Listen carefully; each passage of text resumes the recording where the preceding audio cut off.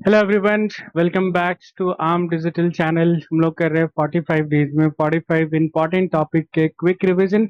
आज का हमारा जो टॉपिक है वो है acceleration due to gravity. This is a very scoring topic. बहुत इजी क्वेश्चंस आते हैं और बहुत ज्यादा हाई प्रोबेबिलिटी है इन क्वेश्चंस के आने की। तो let's have a look on this topic. पहले स्टार्ट करते हैं हम स्मॉल रिवीजन के साथ अपने टॉपिक का कि एक्सेलेरेशन ड्यू टू ग्रेविटी और उससे रिलेटेड जितने भी की पॉइंट्स हैं।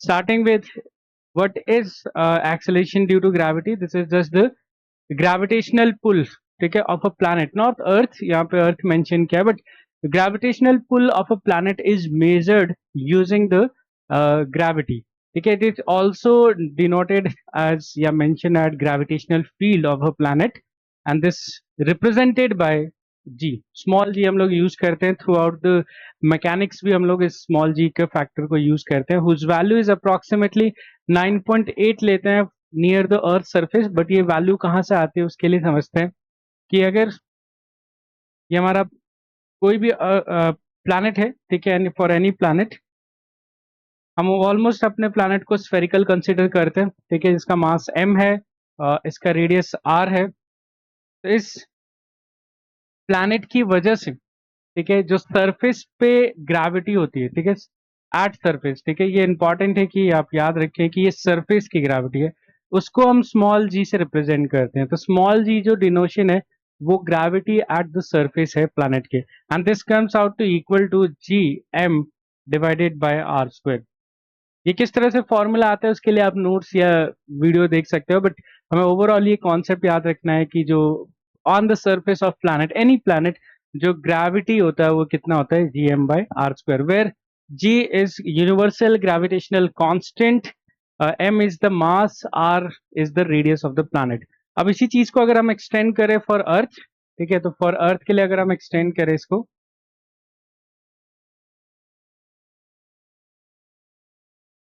तो कुछ वैल्यूज, एक वैल्यू तो फिक्स है ऑलरेडी, जो ग्रेविटेशनल कांस्टेंट है 6.67 इंटू 10⁻⁻11 ऐसा यूनिट में, ये तो हमारी वैल्यू फिक्स है। It's a universal gravitational constant, सभी प्लैनेट्स के लिए सेम ही है। बट फॉर अर्थ जो मास है वो अप्रोक्सीमेटली 6 इंटू 10⁻24 केजी के आसपास है, और रेडियस जो है जो हमें 6400 किलोमीटर अप्रोक्सीमेटली, ठीक है। तो ये अगर हम अर्थ के लिए यूज करते हैं, इन वैल्यूज को पुट करते हैं हमारे ग्रेविटी के फॉर्मूले के अंदर, तो ये वैल्यू जो बन के आता है for Earth, this gravitational gravity value is approximately 9.8 metre पर सेकेंड स्क्वायर, और जिसको हम लोग थ्रू आउट द कैलकुलेशन 10 लेके अप्रोक्सीमेटली वर्कआउट करते हैं। बट ये सिर्फ आपको याद रखना है eight the surface of the planet या नियर द सरफेस। अगर क्वेश्चन में नियर द सरफेस लिखा है या एट सरफेस लिखा है, देन यू कैन यूज 9.8 और 10 मीटर पर सेकेंड स्क्वायर। वट इफ कि हम लोग थोड़ा सा एल्टीट्यूड पे जाए तो ग्रेविटी में क्या चेंजेस होते हैं। तो अगर आपका प्लैनेट ये है और आप प्लैनेट के सरफेस से h हाइट ऊपर जाते हो, h हाइट ऊपर जाते हो, तो ग्रेविटी क्या होता है, डिक्रीज करते हैं। पहला point, when you go up the move up the planet surface the gravity decreases. कितना ग्रेविटी डिक्रीज हो जाता है, तो किसी भी एल्टीट्यूड h पर, इसको एल्टीट्यूड बोला जाता है या आप हाइट भी यूज कर सकते हो।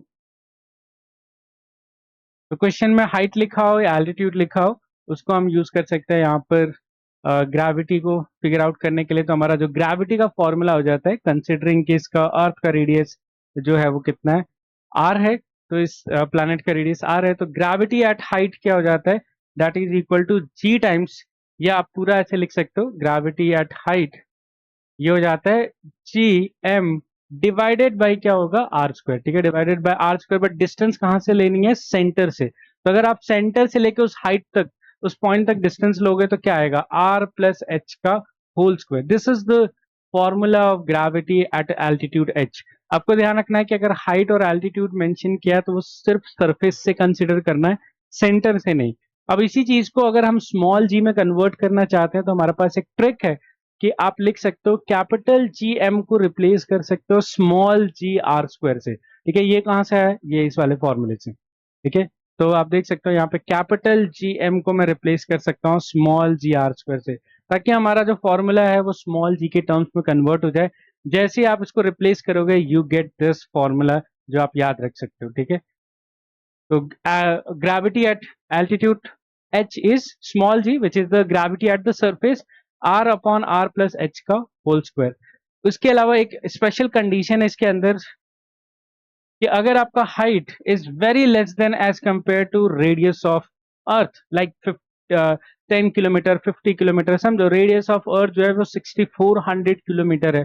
तो अगर आपकी हाइट 10 किलोमीटर 12 किलोमीटर 15 50 किलोमीटर इस तरह की रेंज में है तो आप मान सकते हो कि आपकी हाइट बहुत कम है in comparison to radius of Earth. In that case this formula जो होता है वो मॉडिफाई करके एक सिंपल फॉर्मूला में आ जाता है which is g times 1 minus 2h by r। But we have to be very careful while using this formula. ये तभी यूज करना है जब आप श्योर हो कि आपकी हाइट कम है। अगर सवाल में कोई इंफॉर्मेशन नहीं है या यू डोंट नो कि हाइट कम है कि नहीं तो आपको always in general formula he use करना चाहिए, ठीक है।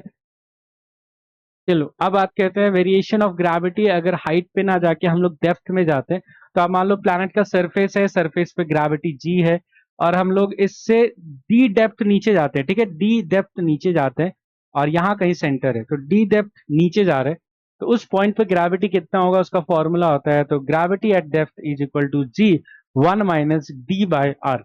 अब ये फॉर्मूला देखने में ये हाइट वाले की तरह लगता है जिसमें अप्रोक्सीमेशन लगा के आया था, तो हमारे दिमाग में शायद ये भी आ जाता है कि शायद इस पे भी यही अप्रोक्सीमेशन है कि डी बहुत कम होना चाहिए आर से, विच इज नॉट ट्रू।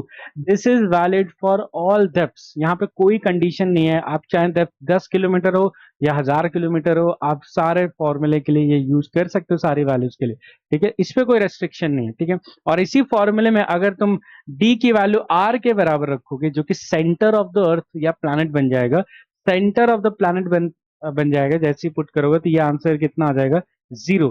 तो एट द सेंटर ग्रेविटी क्या होता है 0 होता है। तो सरफेस से ऊपर जाने पे भी ग्रेविटी कम होती है, सरफेस से नीचे जाने पे भी ग्रेविटी कम होती है, विच क्लियरली इंडिकेट कि सरफेस की ग्रेविटी क्या होती है मैक्सिमम। तो ये भी वन ऑफ द कॉन्सेप्ट्स है जो आपको याद रखना है। किसी भी प्लैनेट की जो मैक्सिमम ग्रेविटी होती है वो ऑन द सरफेस होता है जिसका formula capital G capital M by capital R square होता है, ठीक है। नेक्स्ट पॉइंट जो वेरिएशन है ड्यू टू जिसको हम बोलते हैं रोटेशन ऑफ अर्थ। तो हमें पता है कि जो हमारा अर्थ या कोई भी प्लैनेट जो है वो स्टेशनरी है नहीं है, वो अपने ही एक्सिस के अबाउट स्पिन कर रहा है। तो ये एक्सिस हो गया, इस एक्सिस के अबाउट स्पिन कर रहा है इंक्लूडिंग आवर ओन प्लैनेट। तो ये जो एक्सिस ऑफ रोटेशन होता है वो जहां अर्थ को कट करती है दो पॉइंट पे, जहां पर वो अर्थ को कट करते हैं दो पॉइंट पर, ठीक है, उन दो पॉइंट्स को हम पोल बुलाते हैं। तो ये नॉर्थ पोल हो गया और ये साउथ पोल हो गया जहां पे कट करते हैं और इनको पोल बुलाया जाता है। तो these points are called poles. और इनके परपेंडिकुलर अगर मैं लाइन ड्रॉ करता हूं, इनके परपेंडिकुलर अगर एक लाइन ड्रॉ करता हूं तो this is called equator line, ठीक है, this is called equator line, ठीक है, इक्वेटर लाइन। तो ये दोनों जो प्लेन है पूरा वो इक्वेटर कहलाता है। अब अर्थ के रोटेशन की वजह से, तो अगर अर्थ रोटेट करता है ओमेगा स्पीड से, तो अगर तुम सरफेस पर किसी भी एंगल पे जाते हो, ठीक है, तो कोई एंगल ले लेते हैं हम लोग। तो हम एंगल जो है वो कंसिडर कर रहे हैं इक्वेटर लाइन के साथ। तो अगर इक्वेटर लाइन के साथ एंगल हम लोग थीटा लेते हैं और यहाँ पे मैं जानना चाहता हूँ ग्रेविटी ऑन द सरफेस कितना है, तो हमें अभी तक जो हमने ग्रेविटी ऑन द सरफेस का जो फॉर्मूला कंसिडर किया था वो हमने G M by R square लिया था। बट ये फॉर्मूला तभी यूज करना है जब हम रोटेशन का इफेक्ट नहीं कंसिडर कर रहे। अगर हम रोटेशन का इफेक्ट कंसिडर करेंगे तो जो इफेक्टिव ग्रेविटी आती है, इफेक्टिव ग्रेविटी ऑन सरफेस, ठीक है, ये ऑन सरफेस का ही फॉर्मूला है, ये किसी हाइट या डेप्थ का नहीं है। ऑन सरफेस जो ग्रेविटी है उसका फॉर्मूला आ जाता है जी, जो क्या स्मॉल जी है जिसका value G M by R square है, माइनस ओमेगा स्क्वायर। इसमें जो ये एंगल है वो उसका ध्यान रखना पड़ेगा कि एंगल आपको इक्वेटर लाइन से ही लेना है।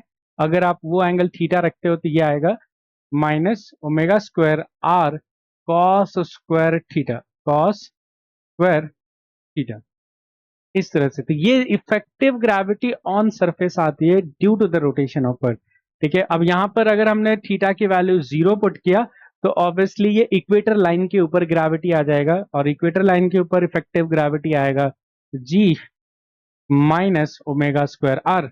और अगर हमने थीटा की वैल्यू 90 लिया तो हम पोल्स की बात कर रहे हैं बेसिकली, और पोल के ऊपर आपका इफेक्टिव ग्रेविटी देखोगे एग्जैक्ट उतना ही आएगा जितना स्टेशनरी प्लैनेट के लिए हम लोग कंसीडर करते हैं। तो ज्यादा ग्रेविटी कहाँ पर होता है? पोल्स पर, और कम ग्रेविटी कहाँ पे होता है? इक्वेटर पे। तो अगर तुम पोल से इक्वेटर की तरफ आते हो तो ग्रेविटी क्या होती है? रिड्यूस होती है ऑन द सरफेस। ठीक है, लास्ट हम एक की पॉइंट की बात करेंगे। वैसे ये एक मैथम लाइक क्वेश्चन की तरह आता है, जिसको हम एज अ पॉइंट याद रखते हैं कि कितना परसेंटेज चेंज होता है ग्रेविटी में एल्टीट्यूड और डेप्थ के साथ। तो अगर आपका डेप्थ एल्टीट्यूड बहुत कम है in comparison to radius R, तो आपका ग्रेविटी का फॉर्मूला ये होता है। इसमें आप निकाल सकते हो परसेंटेज डिक्रीज, तो कितना होगा? परसेंटेज डिक्रीज हो जाएगा 2h/r इंटू 100। अगर परसेंटेज चेंज लिख रहे हो तो माइनस लिखना पड़ेगा, बट अगर परसेंटेज डिक्रीज लिख रहे हैं तो ये डायरेक्टली लिख सकते हो, इतने परसेंट का चेंज आएगा। बट कंडीशन यही है कि ये तभी यूज कर सकते हो जब h क्या है? Very small. अगर h स्मॉल नहीं है तो परसेंटेज चेंज कैसे निकालेंगे? सिंपल, वही final minus initial divided by on the surface divided by surface into 100। ये हमें करना पड़ेगा अगर हम लोग स्मॉल हाइट के लिए डील नहीं कर रहे थे। वैसे अगर डेप्थ पे देखा जाए कि डेप्थ पे कितना परसेंटेज डिक्रीज होता है, तो डेप्थ पे परसेंटेज डिक्रीज होता है d/r इंटू 100। बट इस पे कोई भी रेस्ट्रिक्शंस नहीं है कि d बहुत छोटा होना चाहिए। ऑल वैल्यू ऑफ d के लिए क्या है? वैलिड है। तो परसेंटेज डिक्रीज इन ग्रेविटी क्या होता है? d/r into 100। चलो, अब इन कॉन्सेप्ट पे हम लोग कुछ क्वेश्चंस ट्राई करते हैं प्रीवियस ईयर से। Acceleration due to gravity on the surface of earth is g if the diameter of earth is reduced to 1/3। तो ध्यान देंगे diameter reduce हुआ है 1/3 से। अगर diameter 1/3 से reduce हुआ है, इसका मतलब रेडियस भी 1/3 से reduce हुआ है। ठीक है, बात तो सेम ही है, चाहे आप diameter बोलो या रेडियस बोलो, तो रेडियस 1/3 से reduce हो गया of its original value and mass remains unchanged. तो मास सेम रह रहा है, मास सेम रह रहा है एज इट इज। तो आपको पूछा acceleration due to gravity on the surface of Earth कितना हो जाएगा। तो किसी भी प्लैनेट के सरफेस पे जो ग्रेविटी होता है उसका फॉर्मूला होता है Gm/r²। यही से हम सॉल्व कर सकते हैं। अब जो नया ग्रेविटी आएगा, तो हमने मास में तो कोई चेंज किया नहीं है, ये डायरेक्टली m आ गया। बस रेडियस में हमने 1/3 कर दिया, तो रेडियस में r/3 का स्क्वायर करेंगे। जैसे आप स्क्वायर करोगे ये आ जाएगा 9Gm/r²। और आपको ये दिख जाएगा कि ये ओरिजिनल वैल्यू का 9 टाइम्स है। ओरिजिनल वैल्यू का कितना है? 9 टाइम्स। इसका मतलब हमारा आंसर यहाँ पे क्या आ जाएगा? 9 टाइम्स ऑफ c, जो ओरिजिनल वैल्यू था। इतना सिंपल आता है ये टॉपिक। स्कोरिंग है, इसमें कोई तकलीफ नहीं आएगी अगर आप लोग जस्ट की पॉइंट्स को ध्यान में रख के जाओ टेस्ट से पहले। चलो अगला ट्राई करते हैं। Two planets A and B of radius r and 1.5 r have density rho and rho by 2 respectively. The ratio of acceleration due to gravity at the surface. तो अगेन अभी भी सरफेस की बात की है, तो सरफेस वाला ग्रेविटी का फॉर्मूला लिखते हैं। बट जैसे ये फॉर्मूला लिखेंगे हमें ध्यान में आएगा यार यहाँ पे तो डेंसिटी का कोई रोल ही नहीं है। तो कई बार ये स्टूडेंट गलती ये करते हैं कि मास के बारे में क्योंकि कोई इन्फॉर्मेशन नहीं है डायरेक्टली, तो वो लोग ऐसा मान लेते हैं कि मास सेम होगा और सॉल्व कर लेते हैं। ये बहुत बार इस मिस्टेक को देखा है। बट आपको ये चीज अवॉइड करनी है। जब तक आपको ऐसा ना लिखा हो कि मास सेम है या रेडियस सेम है, तब तक आप उसको सेम नहीं एज्यूम कर सकते इस केस में। तो इस केस में या तो पहले मास को निकालो, या जो एक स्मार्ट स्टूडेंट का तरीका होता है, इस फॉर्मूले को डेंसिटी वाले के टर्म में कन्वर्ट करो। तो आपको क्या करना है? मास को लिखना है density into volume. Density into volume लिखोगे, प्लैनेट का वॉल्यूम हो जाएगा इतना। और जैसे ही आप रिप्लेस करोगे आपको ग्रेविटी ऑन सरफेस का एक न्यू फॉर्मूला मिल जाएगा इन टर्म्स ऑफ डेंसिटी। तो क्या आएगा? इसको मास की वैल्यू पुट करेंगे तो जी, और यहाँ से रह जाएगा तो 4/3 कैपिटल जी आएगा, रो पाई आएगा, या पाई पहले ले लेते हैं। 4/3 पाई कैपिटल जी रो, और यहाँ पे सिर्फ क्या बचेगा? आर।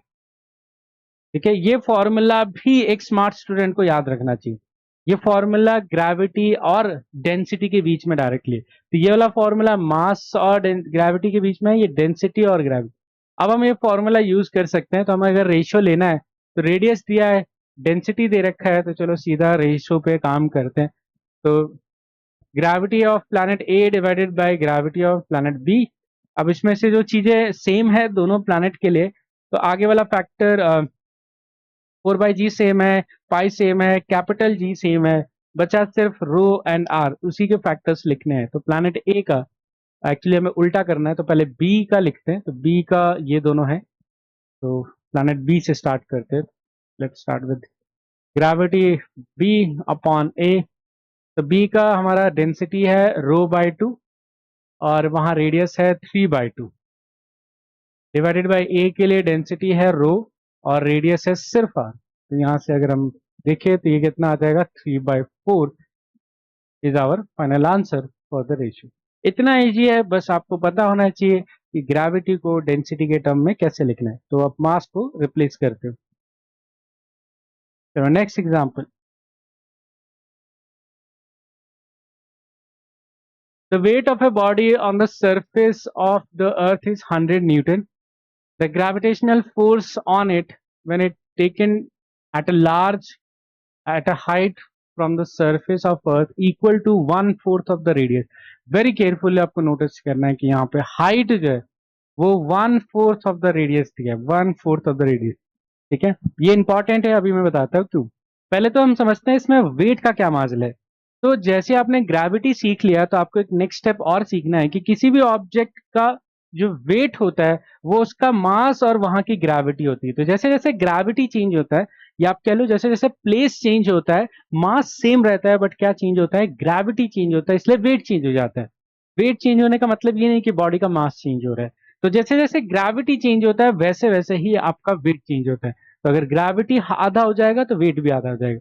तो अगर आपको वेट से रिलेटेड कोई क्वेश्चन आया है तो वो इनडायरेक्टली आपको ग्रेविटी का ही क्वेश्चन पूछा है। तो आप ये निकाल लो कि ग्रेविटी कितना कम हो जाएगा, जितनी ग्रेविटी कम होगी उतना ही वेट कम होगा। तो मैं वेट के लिए सॉल्व ना करके पहले ग्रेविटी के लिए सॉल्व करूंगा। तो let's calculate gravity at altitude h।